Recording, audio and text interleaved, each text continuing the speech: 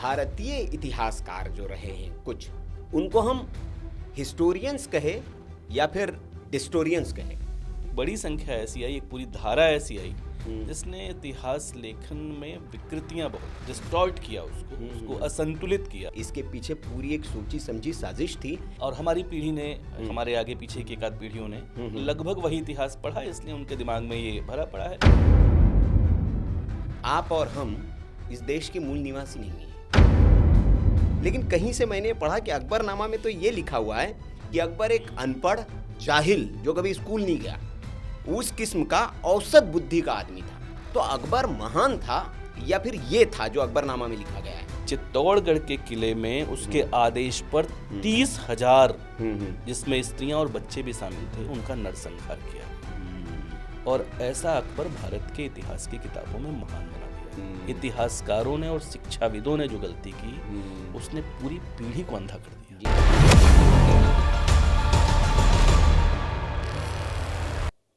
नमस्कार। हमने इतिहास को किताबों में पढ़ा, लेकिन ये नहीं पूछा कि लिखा किसने, और वो सच भी लिखा है या फिर अपनी सुविधा के हिसाब से लिखा हुआ है। दशकों तक भारत की पीढ़ियों को एक ऐसे इतिहास को पढ़ाया गया जिसमें आक्रमणकारी महान बनाए गए और अपनी सभ्यता को अपराध बोध में जीना सिखाया गया। आज सवाल सिर्फ इतिहास बदलने का नहीं है, सवाल इतिहास के साथ हुई छेड़छाड़ की जवाबदेही का है। अगर झूठ फैलाना अपराध है तो फिर झूठा इतिहास पढ़ाना अपराध क्यों नहीं है? यह सबसे बड़ा सवाल है।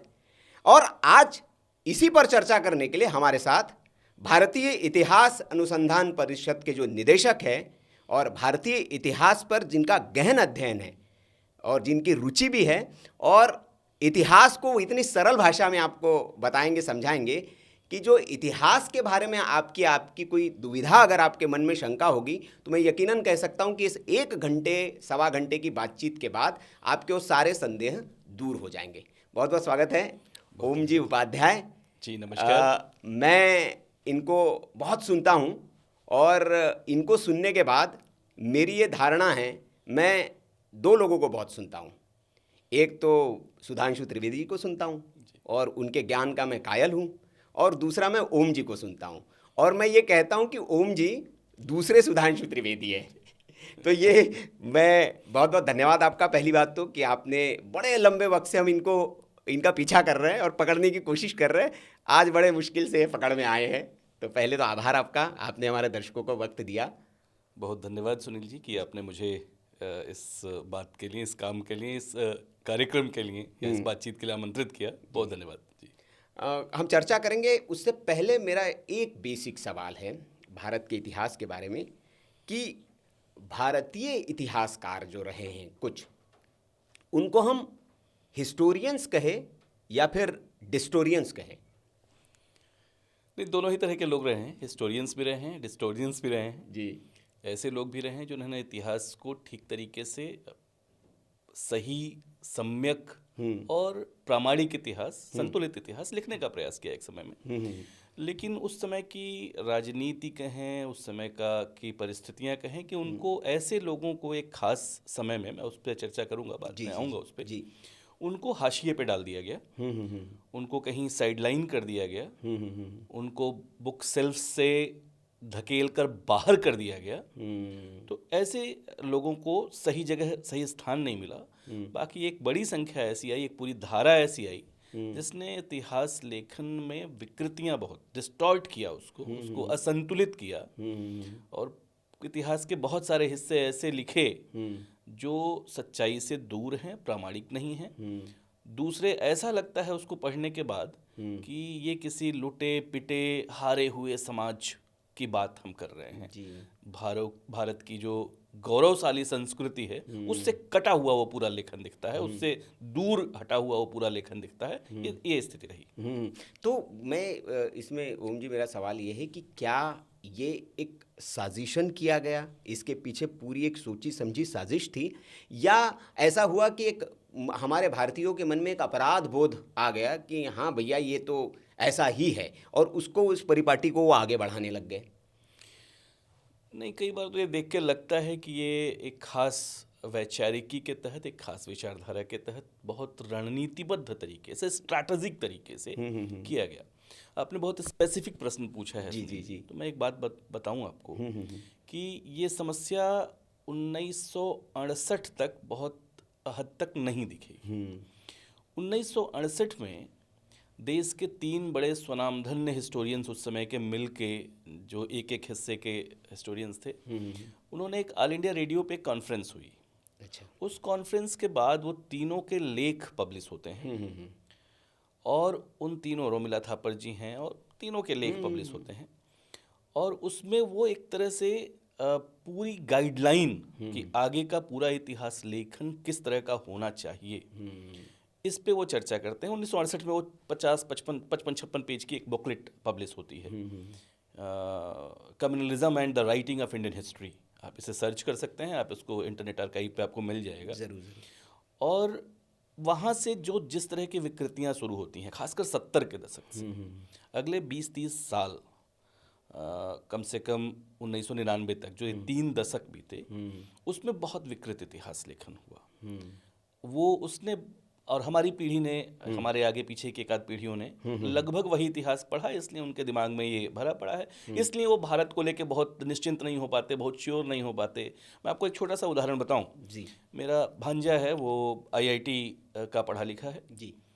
उससे जब एक बार विदेश में गूगल में काम करता है, वो गूगल में एक अच्छी पोजीशन में है, IIT दिल्ली का प्रोडक्ट है। उससे मैंने बात की, जब इंडियन नॉलेज ट्रेडिशन के बहुत सारे हिस्सों पे मैंने उससे बात शुरू की, तो ही वॉज ऑ स्टक। वो कह रहा था कि अच्छा ऐसी चीज़ें हैं, यानी उसके पूरे, हमारी जो कमियां रहीं कि हमने अपने पूरे क्यूरिकुलम में, अब उससे बेहतरीन पढ़ाई तो भारत में कुछ हो नहीं सकती थी, हो नहीं सकती कि एक बच्चा, उसके ब्रेन या उसकी प्रतिभा को आप समझ सकते हैं कि वो IIT का टॉपर अगर बच्चा कोई है तो उसकी पहली कक्षा से लेके B.Tech होने तक की पढ़ाई किस तरह की है। लेकिन हमने अपने पूरे क्यूरिकुलम में कहीं उसको भारत को बताया ही नहीं। भारत की का जो वास्तविक इतिहास है, भारत की जो ज्ञान परंपरा है, उससे वो वंचित रहा पूरी तरह से। और इसलिए जब बाहर बच्चे हमारे जाते थे, या पूरी दुनिया में हम जब अपने को रिप्रेजेंट करते थे, तो थोड़े दबे सहमे से रूप में अपने को, हम क्या हैं, कौन है, ठीक से हम बता ही नहीं सकते थे, बता पाते नहीं थे कि हमारा वास्तव में गौरवशाली इतिहास क्या है। इसलिए बहुत स्ट्रैटेजिक तरीके से उन लोगों ने उसको साइड लाइन किया, हमारे सच्चे इतिहास को, अधूरा, असंतुलित और विकृत इतिहास पढ़ाया, ऐसा हुआ। जी, बिल्कुल सही कह रहे हैं कि एक अपराध बोध से ग्रसित व्यक्ति जो है कि यार वाकई में अकबर तो आया था, और बताओ उसने तो मंदिर तोड़े बताए जाते हैं, लेकिन वो तो किताबों में लिखा है कि वो तो उसने पैसे दिए मंदिर बनवाने के लिए। हाँ, महान था। हाँ, महान था। मैं आऊँगा उस पर। मतलब शुरू से ही आप देखिए ना, हमारा जो प्राचीन इतिहास है, इतना गौरवमयी इतिहास है। मैं अभी परसों भी स्वामी विवेकानंद की जयंती पे चर्चा कर रहा था। स्वामी विवेकानंद ने इस बात को बहुत अच्छे से समझा था जी। लेकिन उन्होंने उस समय चैलेंजेस कुछ और थे। उन्होंने 3 दिन 3 रात जब विवेकानंद शिला पे ध्यान किया, और उनसे किसी ने पूछा कि इस ध्यान में आपने क्या देखा, क्या पाया, तो आपको जान के आश्चर्य होगा। उन्होंने कहा कि मैंने पाया कि भारत माता और माँ जगदम्बा में कोई अंतर नहीं है। मैंने देखा कि अपने राष्ट्र और अपने धर्म की सेवा करने में कोई अंतर नहीं है। अपने राष्ट्र के पीड़ितों, दलितों, वंचितों, शोषितों की सेवा करने में और अपने धर्म की सेवा करने में कोई अंतर नहीं है। दोनों मिलके एक प्राण हो जाते हैं। और एक चीज़ और, जैसे उस समय एक नैरेटिव उन्होंने जो खड़ा किया 1857 के समर के बाद, महासमर के बाद, जब ब्रिटिशर्स को भी लगने लगा था कि ये देश जाग रहा है, क्योंकि पूरा देश, लगभग समाज के सारे तबके, वो भी इस कहानी हमें ठीक से नहीं बताई गई, वो लड़ने के लिए तैयार थे। बहुत अच्छी क्रांति हुई थी, ठीक है, उसमें कुछ कमियां रह गई, उसको जिस तरीके से जब जिस समय पे होना चाहिए था वो नहीं हुआ। इसलिए फाइनल, जिसको कहते हैं ना फाइनल विक्ट्री, या हम उस गुलामी के दिनों से बाहर नहीं निकल पाए। 90 साल और संघर्ष हमारे भाग्य में शायद था उस समय। लेकिन एक नैरेटिव उन्होंने गढ़ना शुरू किया 57 के बाद कि साहब भारत तो एक राष्ट्र है ही नहीं, ये कभी राष्ट्र रहा ही नहीं है। जॉन स्ट्रेची और इस तरह के ढेर सारे उनके जो थिंक टैंक्स थे, ब्रिटिश ऑफिसर्स के, या उनके जो लेखक थे, उन्होंने इसी तरह की बातें लिखनी शुरू कर दी। आप उन भाषणों को पढ़ें, और जी जो राहुल गांधी कहते हैं जो। अरे यहाँ तक कि ये कभी एक राष्ट्र नहीं है, न होगा, न कभी था। यहाँ तक कहा गया कि it's a set of at least 16 nationalities, ये कम से कम 16 राष्ट्रीयताओं का समुच्चय है। अब इससे बड़ा झूठ नहीं हो सकता कोई पूरी दुनिया की एकेडमिया में। तो और यही बात स्वामी विवेकानंद, मैंने तो बच्चों से पूछा कई बार, और आपके माध्यम से ये बात मैं चाहता हूँ कि दर्शक जानें और समझें कि कितना झूठ गढ़ा गया और उसको इनकलकेट किया गया हमारे दिमाग में कि इतनी सारी विषमताएं हैं, विविधताएं हैं। तो उन्होंने, मैं बार बार कहता हूँ कि कलकत्ता से चले थे वो, कहीं भी ध्यान कर सकते थे। वो खड़े कहीं झारखंड में बैठ सकते थे, बिहार में बैठ जाते, उत्तर प्रदेश में रह जाते, मध्य प्रदेश में आके ध्यान कर लेते, उत्तराखंड की किसी कंदरा गुफा में चले जाते। पूरे देश को क्रॉस करते हुए वो पहुंचे कन्याकुमारी, और कन्याकुमारी जाके भी रुके नहीं, वहां भी समुद्र से थोड़ा अंदर जाके जो विवेकानंद शिला जिसे आज हम कहते हैं, वहां जाके उन्होंने अपना ध्यान लगाया। क्या कारण था इसका? इस नैरेटिव को क्योंकि उसके पहले ही 1883 में 84 में ढेर सारे ऐसे लेख और इस तरह के भाषण हो रहे थे अंग्रेजों के, उनके रणनीतिकारों के, कि साहब ये तो एक राष्ट्र ही नहीं है, ना होगा कभी। क्या कारण था उस जगह के चयन का? कभी सोचिएगा। मैंने जब एक भारतीय के रूप में, एक विद्यार्थी के रूप में इसको सोचना शुरू किया, गजब, मैं तो जिस दिन मुझे ये इस प्रश्न का उत्तर मेरे दिमाग में आया, मैं मतलब मुझे लगा कि पूरा मेरा मस्तिष्क प्रकाशित हो गया है। वहीं बैठ के माता कन्याकुमारी ने तपस्या की थी, किसके लिए? भगवान शिव को पाने के लिए। और वो कहाँ बैठे थे? सुदूर उत्तर में, हिमालय पर। क्या बात है? यानी इस देश के दक्षिणतम बिंदु से बैठ के माँ कन्याकुमारी अपने पति के रूप में पाने के लिए जिसके लिए तपस्या कर रही हैं, वो इस देश के सुदूर उत्तर में बैठा हुआ है। और हमें कहा गया कि साहब ये तो राष्ट्र ही एक नहीं था।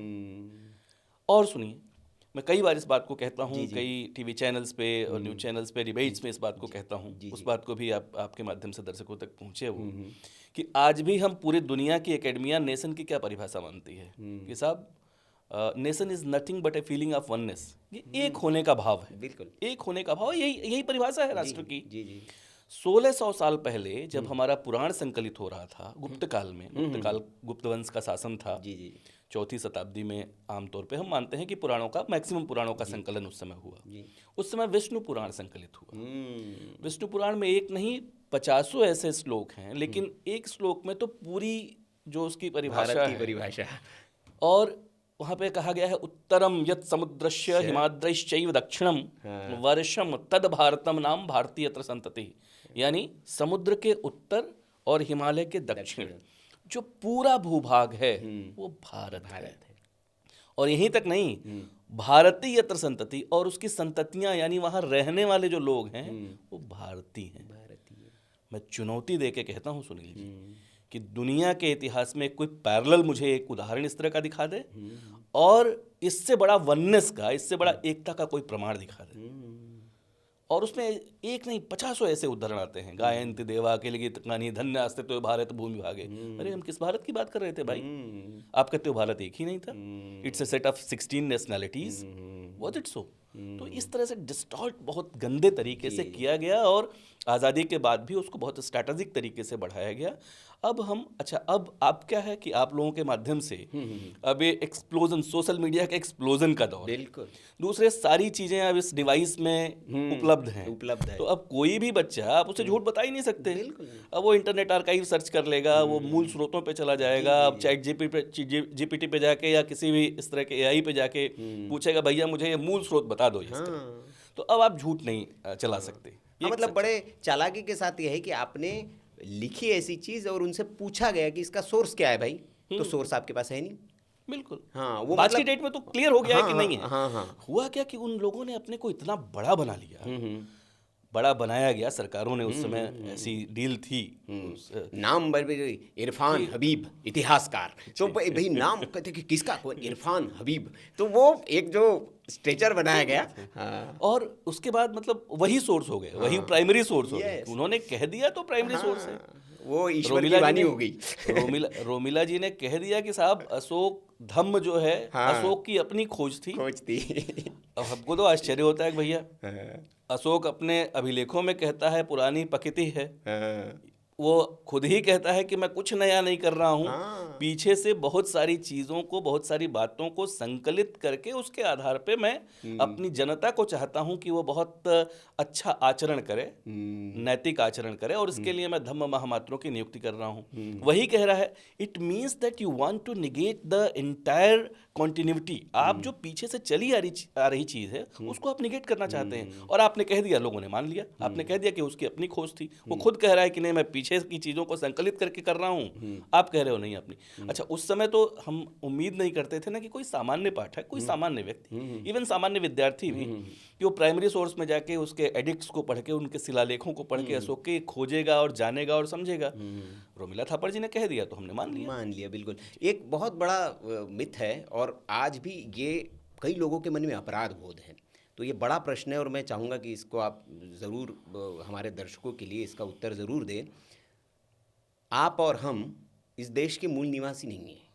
हम आर्य जो है वो बाहर से आए हुए हैं, आक्रमणकारी हैं।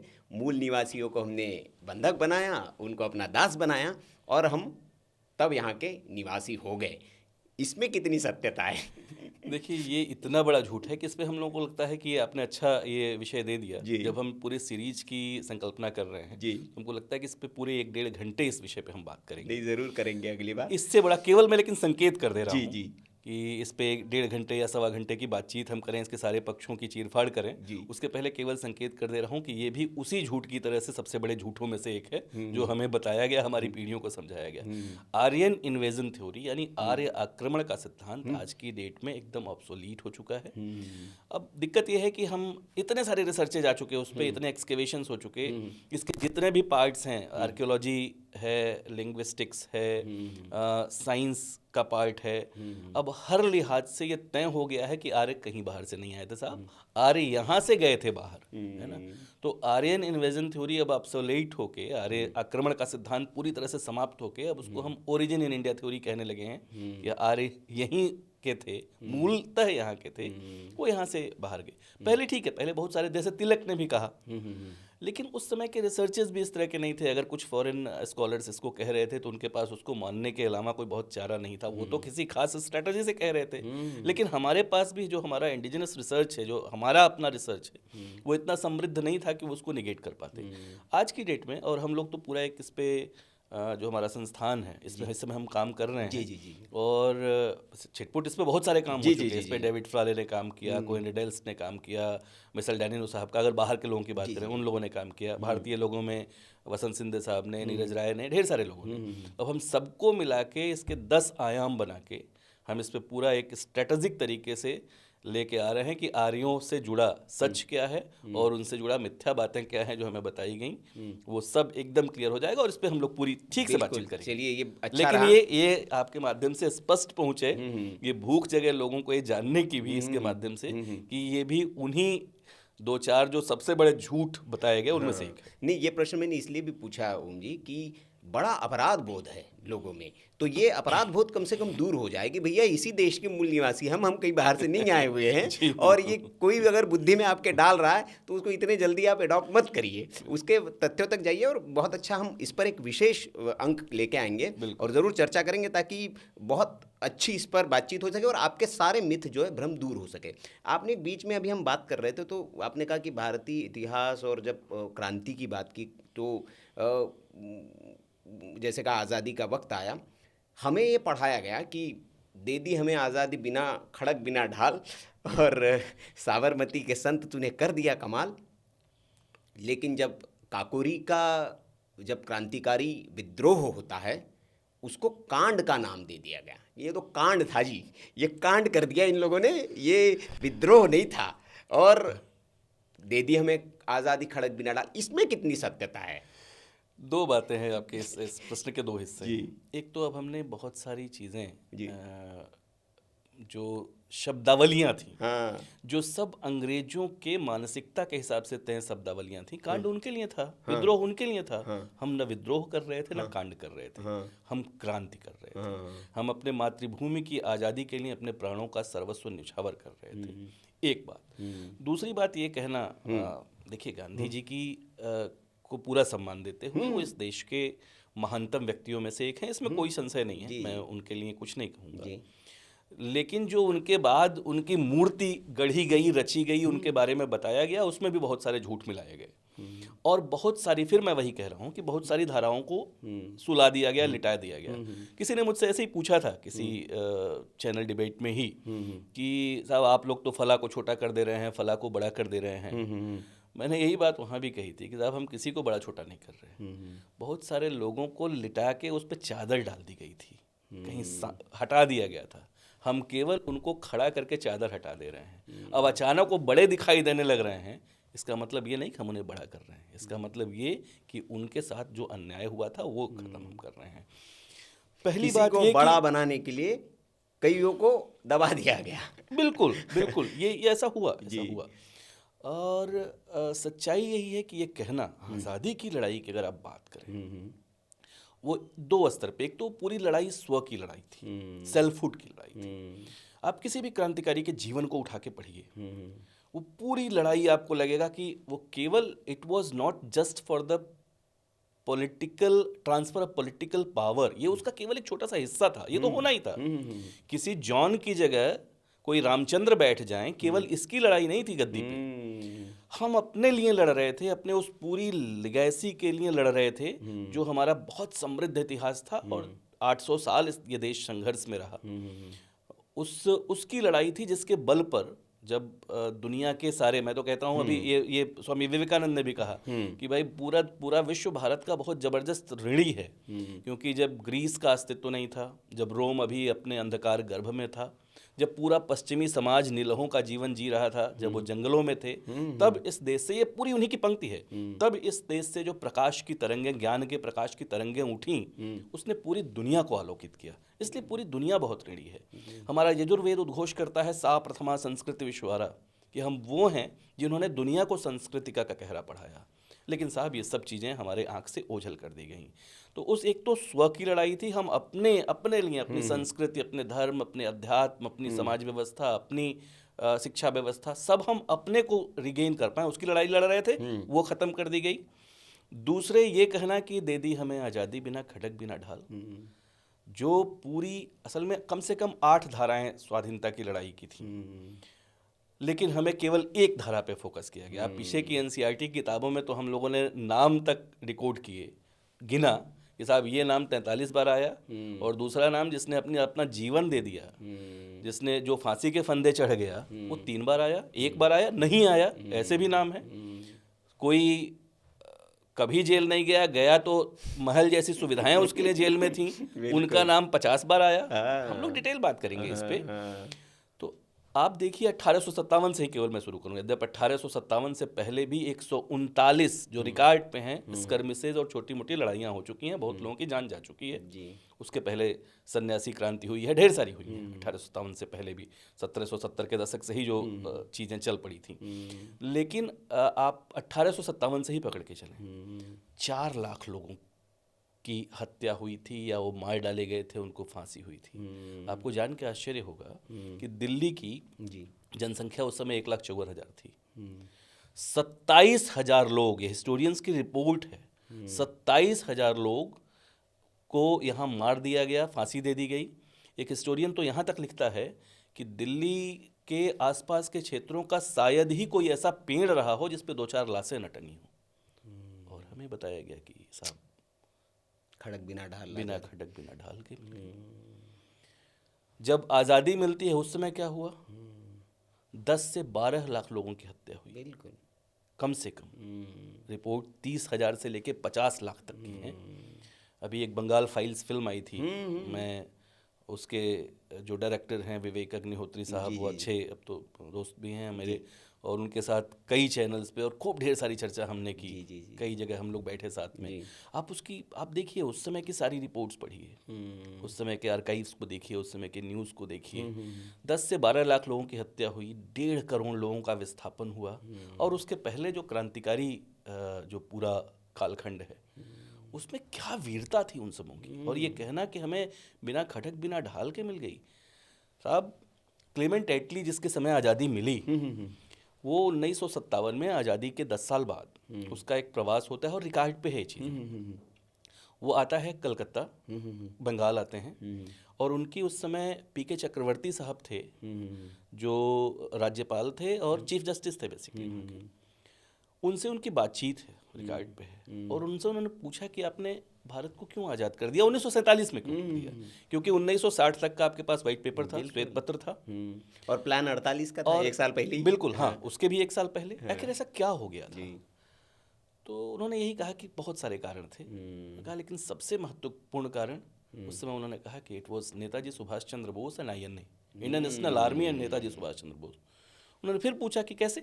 नेताजी को तो आपने बहुत पहले ही बाहर कर दिया था, 1945 के बाद तो उनका पता ही नहीं था। कुछ लोग कहते थे कि वो ताइवान की दुर्घटना में, ताइपे की दुर्घटना में उनकी चले गए, हताहत हो गए हैं। ऐसा कैसे? उन्होंने कहा कि उन्होंने इस देश के लोगों का मानस बदल दिया था, मानसिकता बदल दी थी। उन्होंने उन सिपाहियों का मानस बदल दिया था, खासकर जो, जिसको म्यूटिनी शब्द पे मैं नहीं जाना चाहता, लेकिन जो रॉयल नेवी म्यूटिनी की वो बात करते हैं कि जो विद्रोह हुआ, जो क्रांति हुई उस समय, उनकी भाषा में विद्रोह, उस समय हम इतना डर गए थे अंग्रेज कि जो हमारी सैलरी पे काम करने वाले भारतीय सिपाही थे, उनके बंदूक की दिशा कब हमारी ओर मुड़ जाए, हम लगातार इस डर में रहने लगे थे। उन्होंने इस तरह से मानसिकता बदल दी थी, और सबसे बड़ा कारण यही रहा। तो उस पूरे हिस्से को आप एक एक क्रांतिवीर का शौर्य पढ़िए ना, कि क्या जबरदस्त शौर्य है उसकी, क्या सोच है, क्या हालांकि किस अभी तरीके से भारत लड़ाई लड़ सरकार जो है, मुझे लगता है एक एक क्रांतिकारी को जो है बहुत सारा उसका काम जी पिछले एक दशक में हम लोगों ने बड़ी ईमानदारी से बहुत सारा काम करने की कोशिश की है। लेकिन जो चीज़ 200 साल में बिगाड़ी गई हो, जो चीज़ उनके काली दीवार को भाई, सफेद करने में वक्त लगेगा। आप सोचो कि 200 साल, 190 साल अंग्रेजों के, जी, और खासकर मैं अगर 1835 के बाद से ही गिनूँ, मैं काले मिनट के बाद से ही, तो 112 साल उसके बाद, और उसके बाद 65-70 साल काले अंग्रेजों के, है ना। तो एक खास धारा के लोगों के, जिन्होंने उन्हीं चीज़ों को बल्कि और विकृत करके आगे बढ़ाया। तो इतने लंबे समय तक कोई चीज़ बिगाड़ी गई हो, 200-250 साल, तो उसको बनने में थोड़ा समय लगता है। बिल्कुल, बनेगा जरूर, जी, क्योंकि सच्चाई यही है, बनेगा जरूर। तो नहीं, वही जो काली दीवार थी, अब वो काली दीवार थोड़ी सी ग्रेइश होने लगी जैसे है। आपने पूछा ना, एक चीज़ मैं बताऊं कि किस तरह का शौर्य था, केवल एक उदाहरण से, भगत सिंह। जी, भगत सिंह का उदाहरण लीजिए। भगत सिंह को फांसी होनी थी। आप उस आदमी, उस 23 साल के आयु के नौजवान का शौर्य सोचिएगा कि, और इस देश के, इस माटी के प्रति उसका समर्पण किस तरह का था, मातृभूमि के प्रति प्रेम किस तरह का था, निष्ठा किस तरह की थी, आस्था किस तरह की थी, उसको समझने की कोशिश कीजिएगा। उनके परिवार के लोग जाते हैं और कहते हैं कि एक माफ़ीनामा लिख दो, ऊपर हमारी बात हो गई है, और तुम्हें हो सकता है कि ये कन्वर्ट, जो फांसी है वो कन्वर्ट होके उम्र कैद हो जाए या सज़ा कम हो जाए। फांसी तो नहीं होगी, ये हमारी चर्चा हो गई है, बात हो गई है, बस एक माफ़ीनामा लिख के दे दो। उनके बड़े भाई कुछ दिन बाद जाते हैं और एक मुड़ा तुड़ा कागज़ वो उनको पकड़ाते हैं। उनको लगा कि लग रहा है माफ़ीनामा लिख के मिल गया। जब वो खोलते हैं तो एक शेर से उन्होंने शुरुआत की थी। मैं चाहता हूँ कि जो हमारे युवा दर्शक साथी सुन रहे हैं वो रोमांचित हों इस बात से। वो कहते हैं, उन्हें यह फिक्र है हरदम, उन्हें मीन्स अंग्रेजों को, उन्हें यह फिक्र है हरदम कि नया तर्ज़े ज़फ़ा क्या है। अंग्रेजों को लगातार ये फिक्र है कि नया तर्ज़े ज़फ़ा मीन्स वे टू टार्चर, कि कैसे टार्चर किया जाए, कि उन्हें यह फिक्र है हरदम कि नया तर्ज़े ज़फ़ा क्या है, हमें यह शौक़ की देखें सितम की इंतहा क्या है। तो ये जो शौर्य था, ये छुपाया गया साहब, ये हमारी पीढ़ियों से छुपाया गया, और हमें यही बताया गया, दे दी हमें आज़ादी बिना खटक बिना ढाल। Again with due respect to Gandhi ji, उनका कंट्रीब्यूशन अनपैरेलल है। उनका कंट्रीब्यूशन जो है, उन्होंने इस देश को जिस तरीके से मोबिलाइज किया, उन्होंने जिस तरह से कंस्ट्रक्टिव रिफॉर्म्स किए, उन्होंने 3 हिस्से में बहुत सुचिंतित रणनीति के साथ जिस तरह से पूरे नेशनल मूवमेंट को लीड किया, चाहे वो सिविल डिसोबीडियंस की बात हो, चाहे उसके पहले असहयोग आंदोलन की, नॉन कोऑपरेशन की 10-10 साल के गैप पे, और बीच में जिस तरह से उन्होंने कंस्ट्रक्टिव प्रोग्राम चलाए, वो अपनी जगह एकदम ठीक है। लेकिन जो 8 धाराएं चल रही थी, इसके अलावा कल्चरल नेशनलिज्म, मैं चाहता था कि हम लोग राइट फ्रॉम, अपनी 1 घंटे की इस बातचीत में, राइट फ्रॉम एंशिएंट टू, मतलब प्रारंभ से लेके अब तक हम आए, लेकिन आपने सीधे मुझसे प्रश्न दाग दिया मॉडर्न हिस्ट्री का या एकदम आधुनिक इतिहास का, अपने स्वाधीनता की लड़ाई का। अदरवाइज मुझे लग रहा था कि हम शायद थोड़ा थोड़ा परिचय देते हुए शुरू से चलें, कोई बात नहीं, आपकी जैसी। तो ये जो था वो ऐसी, मतलब इतनी सारी चीज़ें हमारे दृष्टि से, हमारे नज़रिए से ओझल की गई, उनको फिर से अब एक बार, अब वो एक्सप्लोजन का दौर है और वो सब निकल के, जो भी छुपाया गया वो सब निकल के अब हमारे सामने आ रहा है, सच्चाई हमारे सामने आ रही है। बिल्कुल हम नहीं, बिल्कुल। और बीच में आपने एक बात कही कि भारत का जो गौरवशाली इतिहास रहा है, उसका एक छोटा सा उदाहरण मुझे याद आ रहा है कि कैसे आप कितना छुपा सकते, छुपाएंगे भी तो सूरज को हाथ दिखाकर तो नहीं छिपाया जा सकता, प्रकाश आएगा।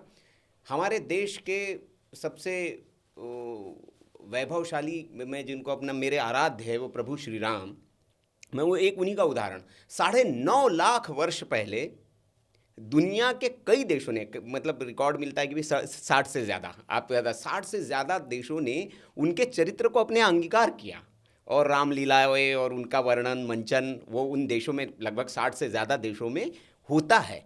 अब उस राम को यहाँ भारत में, हालांकि अलग बात है कि नकार दिया गया कि जन्म कहाँ हुआ, बर्थ सर्टिफिकेट दिखाइए तो लेकिन ये मतलब देखिए कि कैसे आप छिपा सकते हो उसको। तो वो ये हमारा इतिहास है गौरवशाली, लेकिन शायद बताया ही नहीं गया, बच्चों को बताया नहीं गया कि राम, जिस राम का होने का प्रमाण भारत में मांगा जा रहा है, उनको 60 से ज़्यादा देश 9 लाख वर्ष पूर्व जो है वो उसको वो कर चुके हैं।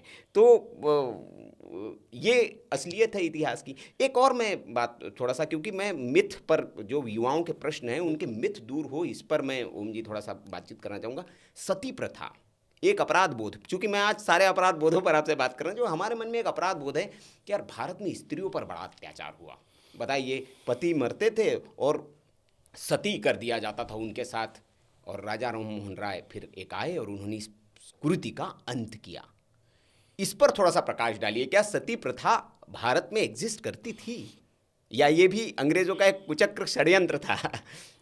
नहीं, देखिए, ऐतिहासिक स्रोत पे हम जाएं जी, तो 510 ईस्वी में जी गुप्तकाल का एक अभिलेख है, एरण अभिलेख हम बोलते हैं उसे, एरण प्रशस्ति।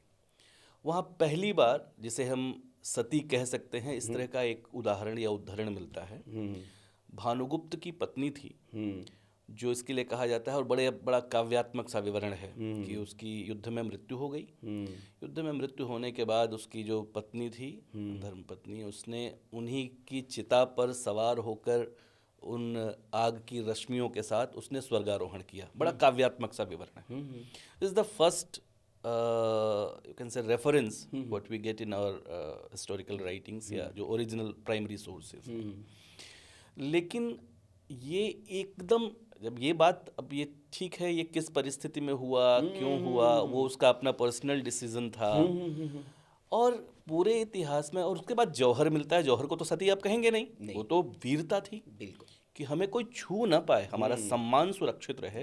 इसके लिए वीरांगनाओं ने, राजपुतानियों ने अपने प्राणों की आहुति दे दी कि उसका राजा समाप्त हो गया है, और जो म्लेच्छ हैं, आक्रांता हैं, जो इस्लामिक आक्रांता इस देश पे चढ़ आए थे, वो उनके शरीर का स्पर्श न कर पाए, इसके लिए उन्होंने अपने प्राणों की आहुति दे दी।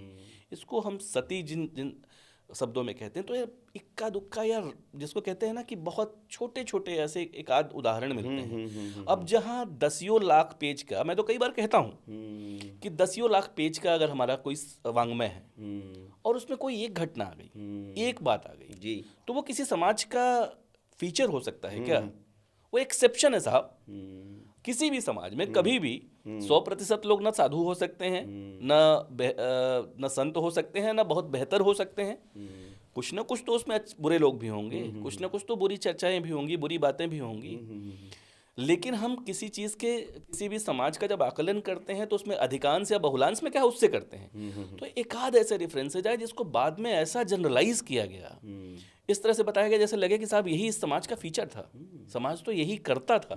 ये इतना, ऐसी कोई स्थिति नहीं थी, कोई समस्या नहीं थी। आप सही में अगर प्राइमरी सोर्सेज को ठीक तरीके से पढ़ना, एनालाइज करना शुरू करें तो ये सब चीज़ें लगता है कि हाँ, ये सही है कि 600-800 साल में, मैं बताता हूँ कब से, हमारे समाज में कुछ शिथिलता आई, छुटपुट बुराइयां थी, ऐसा नहीं है कि समाज अप्स डाउन्स थे, क्योंकि 5000 साल का हमारा कम से कम डिसकंटिन्यूड हिस्ट्री है, मतलब सॉरी कंटिन्यूड हिस्ट्री है, कोई उसमें डिसकंटिन्यूटी नहीं है, एकदम सतत इतिहास है। तो उसमें कभी अप्स डाउन्स लगे हुए हैं, लेकिन वास्तव में ये समाज वही रहा था जिसने पूरी दुनिया को का सिरमौर था और वो दुनिया को जीने का मार्ग दिखाया था, दुनिया को जीने का। आपने कहा ना भगवान राम का नाम लिया, आज राम पूरे south and south east Asia में और दुनिया के और भी बहुत सारे देशों में पूजे जाते हैं, किसी न किसी माने रूप जाते में। हैं। इंडोनेशिया, हाँ, इंडोनेशिया आज की डेट में दुनिया का सबसे बड़ा इस्लामिक देश है। हाँ, मैं सौभाग्यशाली रहा जब भगवान राम के मंदिर की प्राण प्रतिष्ठा हो रही थी, तो उत्तर प्रदेश के संस्कृति विभाग ने 8 देशों की रामलीलाएं कराई थी। जी जी जी जी। इसमें इंडोनेशिया भी था, श्रीलंका भी था, लाओस भी था, ढेर सारे देश थे। और मुझे सौभाग्य मिला था उस कार्यक्रम में मुख्य अतिथि के रूप में आमंत्रित होने का, जाने का, तो उनसे मेरा बड़ा संवाद हुआ जी। और मैं चमत्कृत रह गया। उसके पहले भी मैं ढेर सारी, मैं जब पढ़ता रहता हूँ तो उन देशों में तो कोई ऐसा south and south east Asia का देश नहीं है, और उसके अलावा भी बहुत सारे देशों में जहाँ राम किसी न किसी रूप में विद्यमान ना हो। पूरी आप थाईलैंड में ले लीजिए, दक्षिण कोरिया की जो रानी है वो तो पूरी लीनिएज अपनी वहीं से बताती हैं, बिल्कुल है ना, कि राम उनके आदि पुरुष हैं, जी जी जी। राम उनके पूर्वज हैं। आप इतने ढेर सारे, थाईलैंड का राजा अपने को विष्णु का ही, किंग रामा द 10th, बिल्कुल है ना, वो अपने को विष्णु के ही वंशज मानते हैं। गरुड़ उनके यहाँ पूरे जो महल है पुराना, वहाँ पे गरुड़ है। तो भारतीय संस्कृति इतने हाँ, ये ठीक कोई तरीके से, कंट्री मुझे याद नहीं रही, मंकी मैन, जहाँ वो गॉड मंकी मैन जो कहते हैं, हनुमान की पूजा खूब होती है हर जगह, हर जगह हनुमान जी के बारे में। तो जहाँ भी राम है वहाँ हनुमान अपने आप होंगे, वो रहेंगे ही रहेंगे उनके साथ। तो दुनिया के ढेर बड़े हिस्से में ये सारी बातें पहुंची। सुकर्णो का एक इंटरव्यू है जो राष्ट्रपति रहे, जी जी। सुकर्णो का इंटरव्यू है, वो कहते हैं कि मेरे पिता चाहते थे कि मेरा नाम किसी भारतीय वीर चरित्र के आधार पर रखा जाए। तो उनको कर्ण का चरित्र बहुत पसंद था, लेकिन कर्ण ने चूंकि कौरवों का साथ दिया था, ये बात उनको खटकती थी, तो उन्होंने मेरा नाम सुकर्ण रखा, सुकर्णो, यानी अच्छा वाला कर्ण, कर्ण का अच्छा वाला हिस्सा। तो कर्ण की वीरता से वो बहुत प्रभावित थे, लेकिन चूंकि उसने कौरवों का, तो अपनी जो पूरी इस तरह विरासत है, जो संस्कृति है, वो इस रूप में पूरी दुनिया में बहुत ठीक तरीके से फैली, समझी गई, जानी गई। मैं कह रहा था कि कब से हमारी समस्या ये शुरू हुई। देखिए, आक्रांता आते रहे, लेकिन वो इस भारतीय संस्कृति के महाउदर में गल के खत्म होते रहे। हमारे यहाँ शक आए, हूण आए, यवन आए, कुषाण आए, पहलव आए, पार्थियन आए, तुर्क आए, मंगोल आए, कोई समस्या नहीं। कुषाणों का इतिहास पढ़िएगा, आपको मजा आ जाएगा, आनंद आ जाएगा। मैं तो आप युवा की पीढ़ी से कहता हूँ कि सर्च करके ही, गूगल पे ही, या जो भी AI यूज़ करते हैं, एक बार कुषाणों का इतिहास पढ़िए। उनका वो आए यहाँ और शिव और विष्णु के भक्त हो गए, परम भागवत की उपाधि ले ली, कई मंदिर का निर्माण कराया उन्होंने, बहुत सारी ऐसी चीज़ें। लेकिन समस्या इस्लामिक आक्रांताओं के आने के बाद से शुरू हुई, और इतिहास लेखन का जो डिस्टॉर्शन है वो भी बहुत बुरी तरह से, उसके आधार पे जो मॉडर्न इतिहास लेखन हुआ उसको बहुत खराब तरीके से बताया गया और समझाया गया। 712 में मोहम्मद बिन कासिम आता है, पहली बार आक्रमण करता है। उसके पहले भी एक आध छोटे मोटे, उसके जस्ट 100-125 साल पहले तो इस्लाम का उदय ही हुआ था। हमें हमारे लेखकों ने मोहम्मद बिन कासिम का आक्रमण तो ठीक से बताया, लेकिन दाहिर और उसकी पुत्रियों का, जो राजा दाहिर था हिंदू शाही वंश का शासक, और उसकी पुत्रियों का शौर्य किस तरह का था, वो नहीं, ये हमसे छुपाया गया। वो अब की किताबों में ठीक से शामिल किया गया। एक और यहाँ बात आई है, तो मैं प्रसंग वसूल लेख कर दूं कि महमूद गजनवी का आक्रमण हुआ, उसके 17 आक्रमण खूब ठीक से बताए गए। लेकिन अनंगपाल, त्रिभुवनपाल, गोगावीर, इस तरह के ढेर सारे, आनंदपाल, जो शौर्य है उनका। आनंदपाल एक पत्र लिखता है महमूद गजनवी को। आनंदपाल भी हिंदू शाही वंश का शासक था, उसका पिता जयपाल, उसने चूंकि वो 1001 में, आनंदपाल नहीं, हिंदू शाही वंश का, अच्छा, हिंदू शाही वंश का, हिंदू शाही वंश का राजा। तो उसके पिता जयपाल उससे हार गया था महमूद गजनवी से 1001 में ही, जब उसने पहले एकदम शुरुआत में आक्रमण किए थे, और इतनी आत्मग्लानि हुई उसके कि उसने आत्महत्या कर ली। आनंदपाल उसके बाद शासक बना। उसने एक पत्र जब एक जगह देखा कि महमूद गजनवी स्टक हो गया है, वो फंस गया है, उसे लग रहा था कि कुछ दिक्कत हो जाएगी, तो एक पत्र लिखता है और कहता है कि मैं तुम्हें इतने घोड़ों, इतने हाथियों, इतनी पदाति सेना के साथ मैं तुम्हारी सहायता करना चाहता हूँ। क्यों? इसलिए कि तुम्हें मारने का संकल्प मेरा है। मैं नहीं चाहता कि कोई और तुम्हारी हत्या करे या तुम्हें मारे, तुम्हें मैं मारूंगा। ये जो शौर्य था, ठीक है, परिणाम हो सकता है हमारे विपक्ष में आया, लेकिन ये शौर्य तो हमारी पीढ़ी को, हमारे बच्चों को बताया जाना चाहिए था ना साहब। छत्रपति शिवाजी, ये संभाजी शौर्य कहाँ पढ़ाए गए? बिल्कुल। और उनके आप शौर्य देखेंगे, मुगल कहते थे कि नाम से कांपते थे, कि उनको छल से मारने की कोशिश की गई, बंदी बनाकर धर्म परिवर्तन करने की कोशिश की, लेकिन उनका पराक्रम और वीरता के लिए पढ़ाया ही नहीं गया इतिहास बच्चों को, और बताया गया कि ये सब महान थे। और गुप्त काल तो जो था भाई, वो भारत का स्वर्णिम काल नहीं था, वो तो तब होगा भारत का स्वर्णिम काल जब इस देश से जाति प्रथा खत्म हो जाएगी, ये आदरणीय इतिहासकार इरफान हबीब जी कहते हैं। तो ये है, और मैं आऊँगा अब उसी पर, चूंकि चर्चा चल रही मुगलों पर। अकबरनामा मैंने कहीं पढ़ा है, अब इसको आप करेक्ट करिएगा। अकबरनामा में बताया जाता है कि भाई अकबर तो महान बताया गया, लेकिन कहीं से मैंने पढ़ा कि अकबरनामा में तो ये लिखा हुआ है कि अकबर एक अनपढ़ जाहिल, जो कभी स्कूल नहीं गया, उस किस्म का औसत बुद्धि का आदमी था।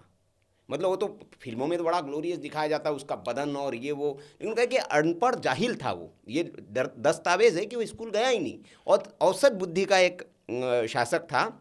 और उसके हरम में हजारों रानियां, मतलब अय्याश, फिर उसको अगर हम अपनी भाषा में कहें तो अय्याश था। तो अकबर महान था या फिर ये था जो अकबरनामा में लिखा गया है? क्या कहता है इतिहास? अब बड़े सारे फिल्मकार मेरे अच्छे मित्र भी हैं जी। मैं बहुत ख़राब कमेंट नहीं करना चाहता, लेकिन ये सच्चाई है। देखिए ना आप कि अकबर वास्तव में, उसके लिए जो प्राइमरी सोर्स में विवरण आता है कि बहुत छोटी हाइट का, हाँ, बौना, खराब सा दिखने वाला व्यक्ति, मतलब दिखने में बड़ा सुदर्शन नहीं था। और जो पढ़ने लिखने की बात है, वो एकदम अनपढ़ सा ही था। वो गया ही नहीं स्कूल। लेकिन उसके बारे में एक बात प्राइमरी सोर्सेज में आती है कि वो सुनता था, बहुश्रुत था, सुनता था, समझता था चीज़ें, और उसके हिसाब से निर्णय लेता था। उसके जीवन का एक हिस्सा ऐसा रहा कि जिसमें थोड़ा सा, यद्यप उसके साथ भी इतनी सारी चीज़ें हैं, उसने दो मिक्स्ड है, मतलब उसको इसके इतिहास को लेके कि थोड़ा कुछ अच्छे छिटपुट अच्छे काम भी दिखते हैं, लेकिन अब कभी उसकी तुलना की जाने लगती है महाराणा प्रताप से, कि इस देश में महाराणा प्रताप की महानता प्रश्न चिन्ह के घेरे में चली जाए और अकबर महान बना दिया जाए। मैं कई बार ये पूछता हूँ, आप चित्तौड़गढ़ के किले की लड़ाई के बारे में पूछिए, कभी पढ़िएगा। चित्तौड़गढ़ के किले में उसके आदेश पर 30,000, जिसमें स्त्रियां और बच्चे भी शामिल थे, उनका नरसंहार किया गया। और ऐसा अकबर भारत के इतिहास की किताबों में महान बना दिया गया। और महाराणा प्रताप, जिन्होंने दिवेर की लड़ाई की कभी कहानी पढ़िएगा, दिवेर की लड़ाई में मरते हुए शेरमा सुल्तान को अपने हाथों से पानी पिलाया, इस तरह की मानवता है उनके अंदर, इस तरह के मानवीय गुण हैं, उनकी महानता प्रश्न चिन्ह के दायरे में चली जाती है।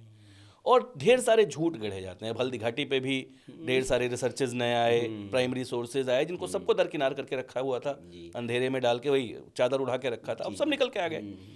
हल्दी घाटी का विजेता माने जाने लगा।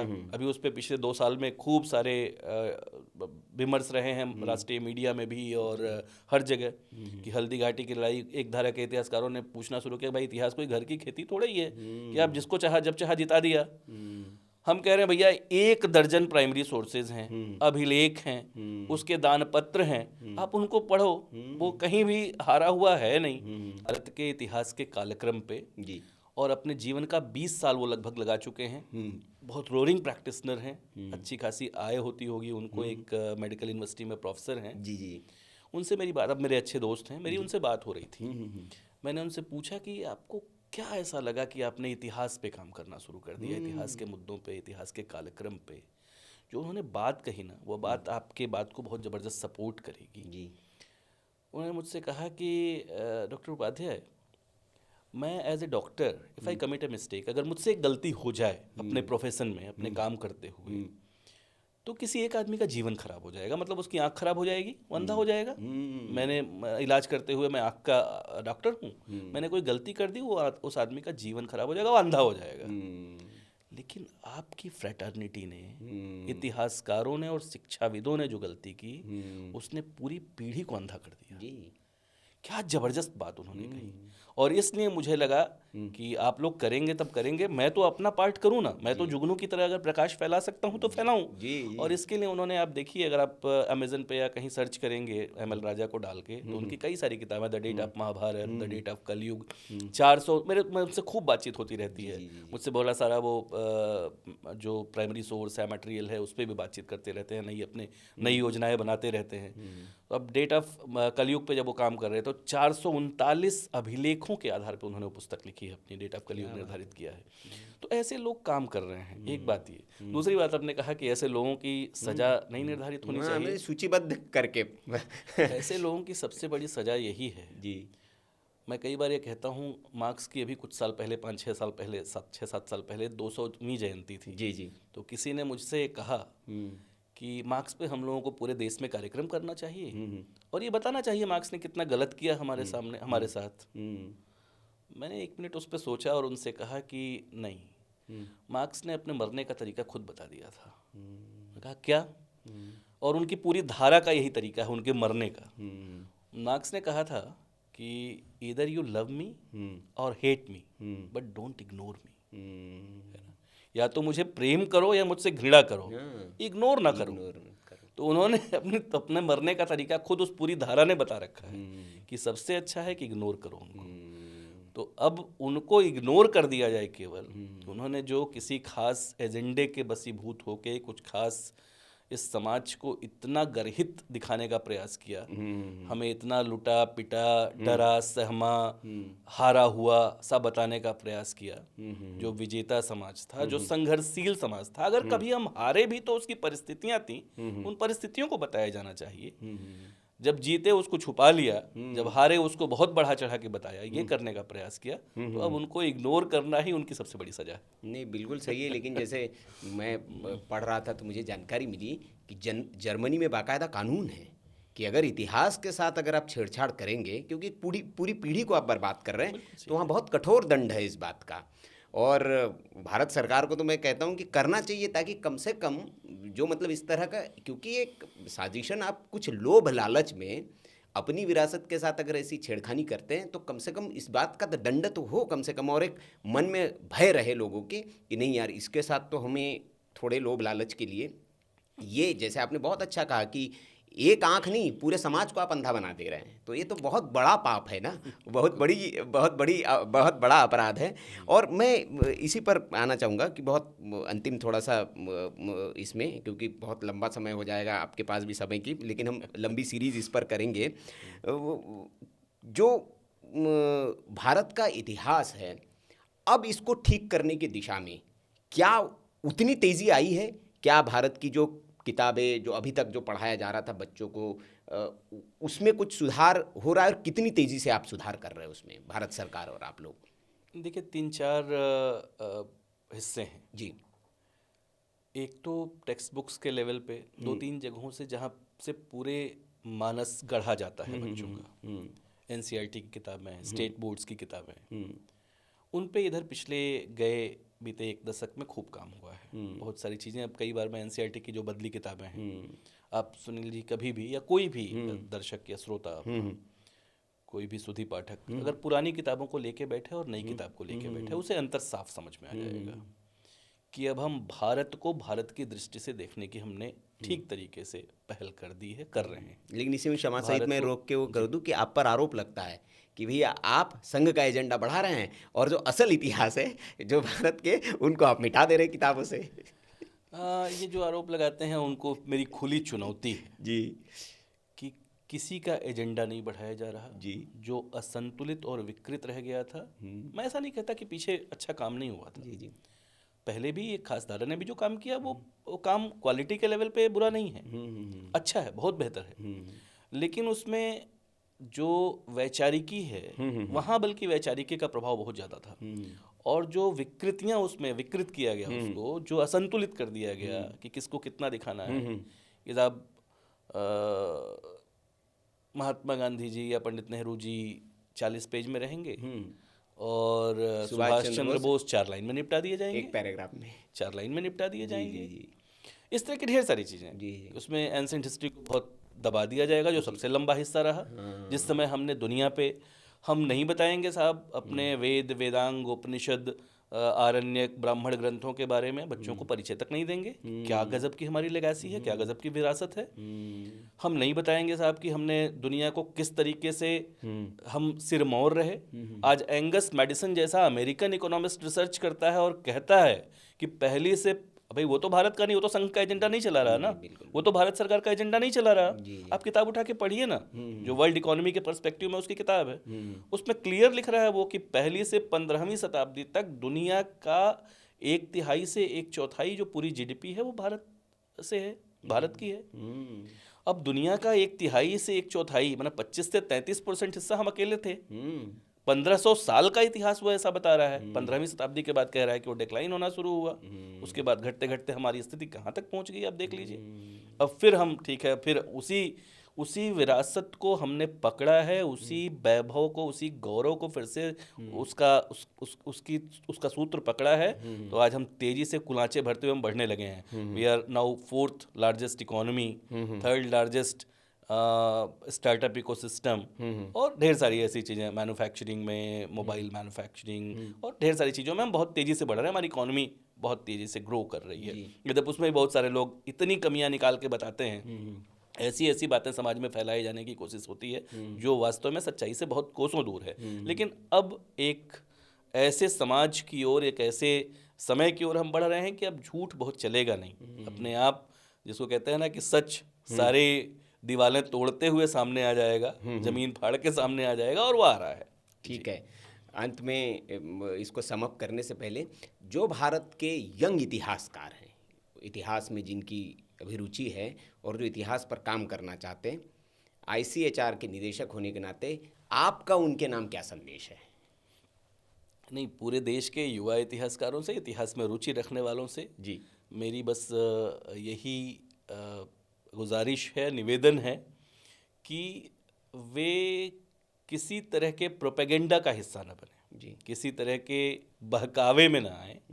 अब सारी चीज़ें, अगर किसी बात पे उन्हें संशय होता है, खासकर अब तो सामान्य व्यक्ति भी किसी चीज़ पे उन्हें संशय होता है, तो वो प्राइमरी सोर्सेज में जाके देखने की कोशिश करें। अगर उन्हें बहकाया जाता है, फुसलाया जाता है, गलत पढ़ाया लिखाया जाता है, गलत बातें प्रचारित करने की कोशिश होती है, तो उसे बड़े आराम से वे प्राथमिक स्रोतों पे जाके, और वो अब उनके जो डिवाइस उनके हाथ में है मोबाइल नाम की, उसमें वो बड़े आराम से सर्च कर सकते हैं।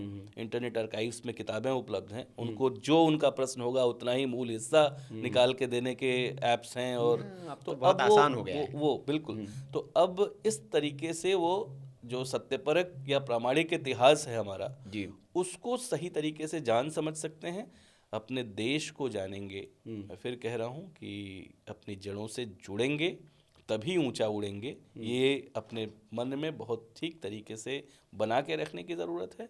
और आने वाला समय हमारा है, आने वाली शताब्दी भारत की शताब्दी है। हम दुनिया में सिरमौर होने की ओर हैं। एक सामान्य तरीके से जिस बात को हम कह रहे हैं, अब तो दुनिया की ढेर सारी एजेंसीज इस बात को मानने लगी हैं कि 2047 तक हम वैश्विक पैरामीटर्स के आधार पर, जो विकसित राष्ट्र के वैश्विक पैरामीटर्स हैं उनके आधार पर डेवलप्ड कंट्री या डेवलप्ड नेशन के रूप में स्थापित होंगे। 2075 तक जाते जाते हम हो ना हो, है ना, तेरा वैभव अमर रहे माँ, हम दिन चार रहें न रहें, इस भाव के साथ कि 2075 तक का एक आकलन है बहुत सारी बाहर की एजेंसीज का कि भारत शायद दुनिया को फिर से लीड करने की और विश्व गुरु। अच्छा, एक चीज़ और बताऊं मैं आपको क्लोज करते करते, आपने कहा कि अब बातचीत तो कितनी भी देर तक हम लोग कर सकते हैं। NEP जो आई, नेशनल एजुकेशन पॉलिसी 2020, बिल्कुल, आज़ादी के 73 साल बाद ये पहला सरकारी दस्तावेज है, पहला सरकारी डॉक्यूमेंट है जिसमें भारत को विश्व गुरु कह के संबोधित किया गया है। क्या बात? This is the first, very first document after 73 years of independence ये भी बहुत महत्वपूर्ण है। और उसी ओर फिर ये शिक्षा व्यवस्था, क्योंकि शिक्षा प्रणाली को जिस तरीके से मैकाले ने हमारे दिमाग इतने औपनिवेशीकृत हैं, इतने कॉलोनाइज्ड हैं कि आज मैं जो बात शुरू किया स्व था पे भरोसा कि ही नहीं है। बिल्कुल हमें यही बताया गया ना साहब कि आप तो बहुत, जो उन्होंने कहा, जो अंग्रेज नैरेटिव लेके आए थे, जो एक थ्योरी लेके आए थे, उन्होंने एक थ्योरी ली थी, व्हाइट मैन्स बर्डन थ्योरी, गोरे लोगों पर भार का सिद्धांत। वो कहते थे कि दुनिया में हम जहाँ जहाँ जा रहे हैं साहब, ये तो हमें ईश्वर ने ये भार सौंपा है कि पूरी दुनिया में जाओ और जो यहाँ के क्रूर, जंगली, असभ्य, बर्बर लोग हैं उनको तुम सिविलाइज करो। और भारत भी क्रूर, जंगली, असभ्य, बर्बर लोग हैं। और ये उस सभ्यता से बात कर रहे थे, उस सिविलाइजेशन से, उस सोसाइटी से, जो सोसाइटी, मैं फिर कह रहा हूँ, जिसने दुनिया को रास्ता दिखाया था, जिसने दुनिया को जीने का मार्ग बताया था, जिसने दुनिया को नालंदा कपड़ा हमारे यहीं पहनना, थी, दुनिया के लोग बहुत पढ़ने सारे, आते थे। जी बिल्कुल। और ये हमें पढ़ाएंगे जो लेकिन ठीक है, वही मैं 800 साल चूंकि संघर्ष में रहे, तो हमने बहुत कुछ खोया जी। लगातार इस्लामिक आक्रांताओं के आने के बाद से और ब्रिटिशर्स के रहने तक इस समाज ने, इस देश ने बहुत कुछ खोया। और अपने आप को भूल जाने के लिए 2 पीढ़ियां पर्याप्त, 3 पीढ़ियां पर्याप्त होती हैं। हम तो 800 साल संघर्ष में रहे, तो उसको रिगेन करने में भी कुछ समय जरूर लगेगा। लेकिन एक सामान्य भारतीय के रूप में सुनील जी, मेरा ये पक्का विश्वास है कि हम अपने गौरव को, अपने मूल को, अपनी जड़ को फिर से प्राप्त कर सकेंगे। क्योंकि 2 दिन पहले ही अभी स्वामी विवेकानंद जी की जयंती थी, और उनकी एक पंक्ति के साथ ही मैं क्लोज करूं अपनी बात, कि उन्होंने कहा कि भारतवर्ष का पुनरुत्थान होगा, लेकिन वह शरीर की शक्ति से नहीं, बल्कि आत्मा की शक्ति से। मैं कहा कि मैं अपने मनश्चक्षुओं से देख रहा हूँ कि भारत माता अपने उसी ऊंचे आसन पर विराजमान है, पहले से भी अधिक वैभव और गौरव से प्रदीप्त। तुम सब शांत स्वर में पूरी दुनिया में उसके पुनर्स्थापना की उद्घोषणा करो। तो ये जो 100 साल नहीं बल्कि 125 साल पहले, 130 साल पहले एक मनीषी ने, एक बहुत बड़े चिंतक ने, इस देश के सच्चे सपूत ने जो स्वप्न देखा था, वो स्वप्न शायद अब साकार होने की ओर हम बढ़ रहे हैं, अपनी पूर्ति की ओर बढ़ रहे हैं। जी जी बिल्कुल ओम जी, बहुत आनंद आया। ये जो इतने देर की चर्चा हुई और बहुत सीमित, मुझे लगा छोटा छूने की कोशिश की हमने विषय को, और इस पर हम इसको जारी रखेंगे और ये सीरीज़ चलेगी और एक एक विषय पर हम ओम जी से चर्चा करेंगे। लेकिन बहुत अच्छी बात अंत में जो उन्होंने नोट कहा, मैं भी उसमें एड ऑन करते हुए कि जिन राष्ट्रों ने अपनी संस्कृति को, अपनी सभ्यता को, अपने स्व को छोड़ दिया, वो राष्ट्र नक्शे से मिट गए, बर्बाद हो गए। लेकिन भारत की मिट्टी में ये ख़ास बात है, भारत के रक्त में एक ख़ास बात है कि उसे जितना दबाने की कोशिश की जाती है, वो उसी ऊर्जा के साथ फिर उठकर खड़ा होता है, और ये अभी वही हो रहा है। तो आज का ये जो हमारा पॉडकास्ट था, ये आज हमने इतिहास को भावनाओं से नहीं, तथ्यों से देखने की कोशिश की। क्योंकि सवाल ये नहीं है कि किसका इतिहास सही है, सवाल ये है क्या हम सच जानने के लिए तैयार हैं। इतिहास बदलने से डर लगता है, लेकिन इतिहास को समझे बिना भविष्य बनाना नामुमकिन है। अगर आपको लगता है कि भारत को उसका असली इतिहास जानने का हक है, तो इस बातचीत को आप आगे ज़रूर बढ़ाइएगा, क्योंकि चुप्पी सबसे बड़ा झूठ होती है। तो आपसे गुजारिश रहेगी कि इसको ज़्यादा से ज़्यादा आप शेयर करें।